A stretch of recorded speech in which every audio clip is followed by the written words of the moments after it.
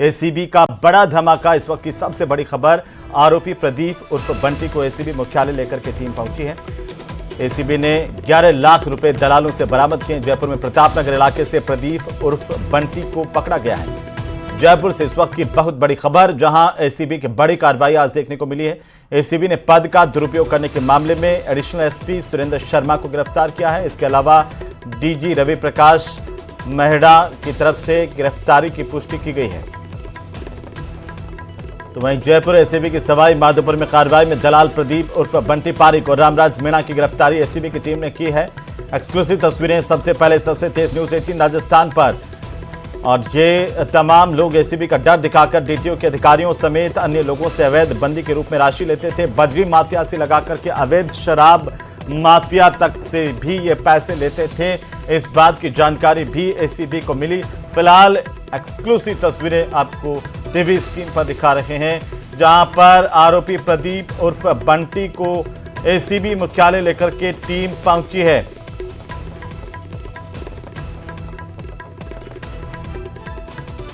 राजस्थान में सबसे पहले हम आपको दिखा रहे हैं वो दृश्य सीन, जहां पर आप देख सकते हैं कि प्रदीप को लेकर के पुलिस जो है एसीबी की टीम है इस वक्त एसीबी मुख्यालय पहुंची। एडिशनल एसपी भूपेंद्र जी, कौन आरोपी है, क्या अब तक बरामद हुआ है, आपने कार्रवाई की है?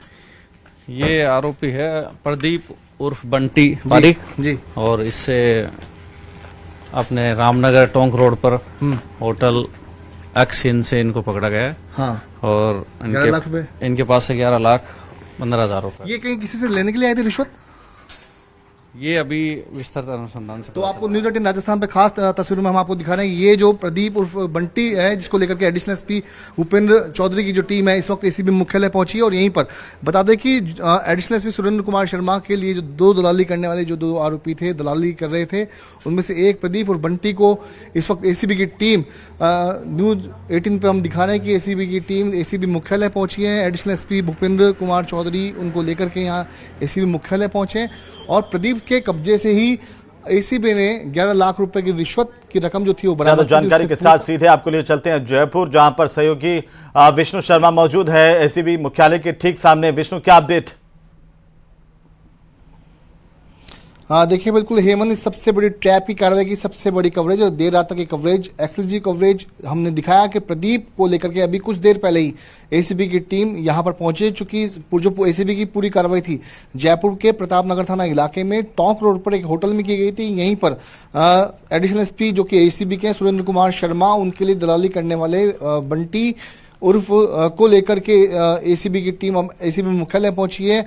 प्रदीप उर्फ बंटी को टोंक रोड पर एक होटल में ट्रैप किया गया था। 11 लाख रुपए की उससे रिश्वत की रकम जो है वो बरामद की गई। बताया जा रहा है कि जो ये रकम है वो मंथली बंदी के रूप में प्रदीप के पास मिली थी। तो ऐसे में प्रदीप को अब यहाँ पर लाया गया है। यहीं पर एडिशनल एसपी सुरेंद्र कुमार शर्मा, जिनको कुछ देर पहले ही एसीबी ने गिरफ्तार किया था, वो भी यहीं एसीबी मुख्यालय में मौजूद है।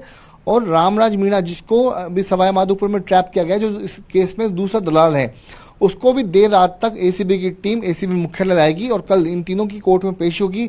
एक बार फिर से बता दूं कि सवाई माधोपुर में पदस्थापित एसीबी के प्रभारी एडिशनल एसपी सुरेंद्र कुमार शर्मा, जिनको हाल ही में जयपुर मुख्यालय में अटैच किया गया था, एसीबी मुख्यालय में अटैच किया गया था, उनके लिए दोनों दलाल यानी प्रदीप उर्फ बंटी और रामराज मीणा, ये दोनों दलाली कर रहे थे। और सवाई माधोपुर के न सिर्फ शराब ठेकेदार बल्कि खनन माफिया, उसके अलावा जो कि बजरी खनन से जुड़े हुए थे वे, उसके अलावा police department, transport department, revenue department, तमाम जितने भी डिपार्टमेंट थे, उनसे रिश्वत की रकम ये डरा करके ली जा रही थी कि वे उनके खिलाफ कोई भी एसीबी की कार्रवाई नहीं की जाएगी। साथ में कई बार कुछ अधिकारियों को यह भी धमकी दी गई कि एसीबी के पास उनके रिश्वत के लेन देन के तमाम जो रिकॉर्डिंग्स हैं, साक्ष्य हैं, वो मौजूद हैं।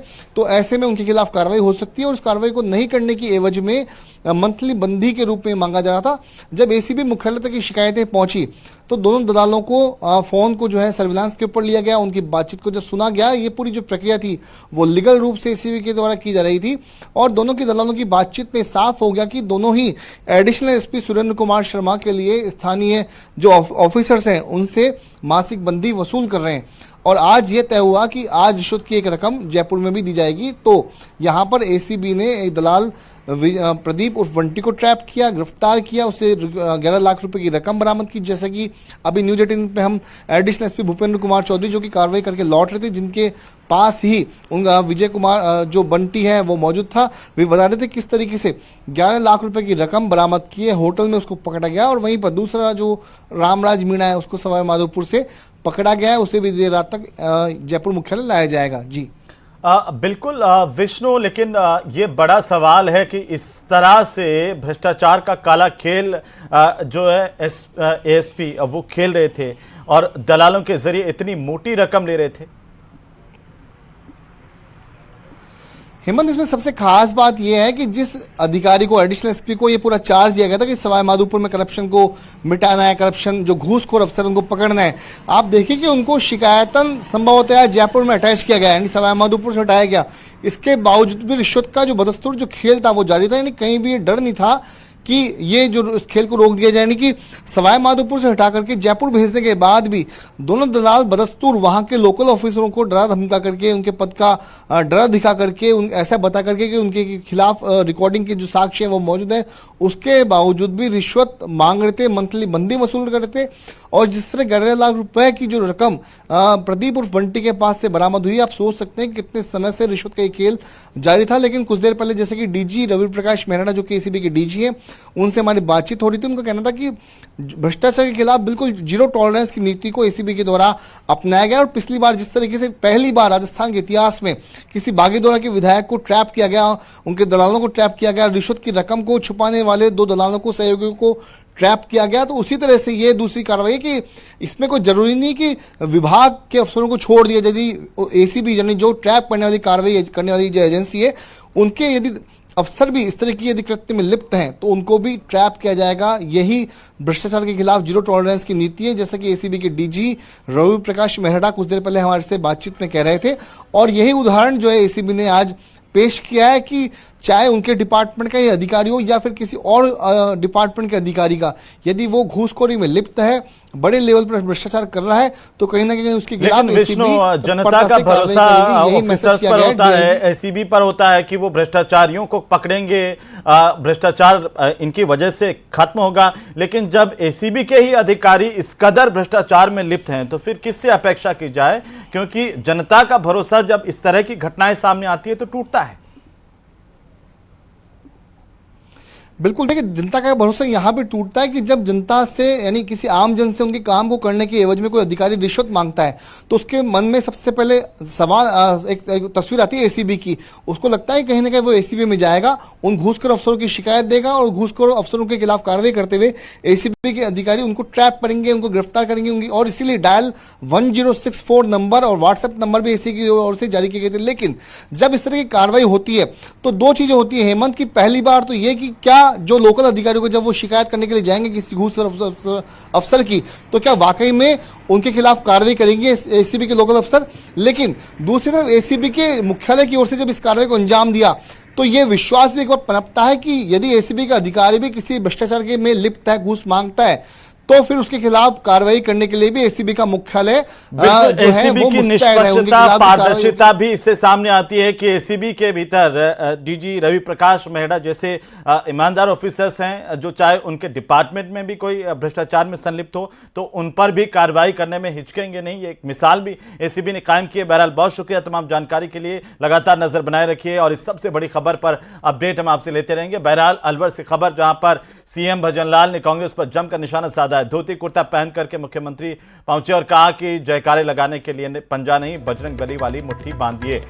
ये तस्वीरें हम आपको दिखा रहे हैं अलवर की। उन्होंने कहा कि पंजे ने देश को गंजा कर दिया। मुख्यमंत्री ने पेपर लीक मामले में पिछली कांग्रेस की सरकार को घेरा, कहा कि उनके 5 साल के शासन में लगातार पेपर लीक होते रहे, जबकि हमारी सरकार के 17 महीने में एक भी पेपर लीक नहीं हुआ। उन्होंने बताया कि अब तक 300 पेपर लीक आरोपियों को पकड़ा जा चुका है, आगे भी कार्रवाई जारी रहेगी। इस दौरान मुख्यमंत्री ने मोती डूंगरी पर महाराणा प्रताप की प्रतिमा का अनावरण भी किया है और सिलीसेट से पानी लाने की योजना का शिलान्यास भी किया।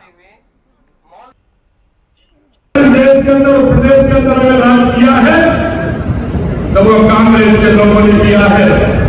मैं आपसे यही कहना चाहता हूं, वो अपनी योजना बताए, उन्होंने देश के अंदर, प्रदेश के अंदर क्या किया है, जरा अपना रोड मैप देख लें। हमने कहा कि हम हर साल जनता जनता को, प्रदेश की जनता को हिसाब देंगे कि 1 साल के अंदर हमने क्या किया है, दूसरी साल के अंदर हमने क्या किया है, तीसरी साल के अंदर हमने क्या किया है। ये हम हर साल जनता को हिसाब देने वाले हैं। मैं आपसे इतना ही कहना चाहता हूं, हमारी आरसीपी की योजना हो, जो हमारे 17 दिनों की योजना है, आज आप देख रहे हैं 1 साल के अंदर देश के यशस्वी प्रधानमंत्री नरेंद्र मोदी जी ने 17 दिसंबर को उसका शिलान्यास किया, और जिससे अलवर भी जुड़ा हुआ है, भरतपुर भी जुड़ा हुआ है, हमारे पूर्वी राजस्थान के 17 जिलों का उनका पानी मिलेगा, उसकी कार्य प्रारंभ हो गया है। ये मैं आपको बताना चाहता हूँ। तो वहीं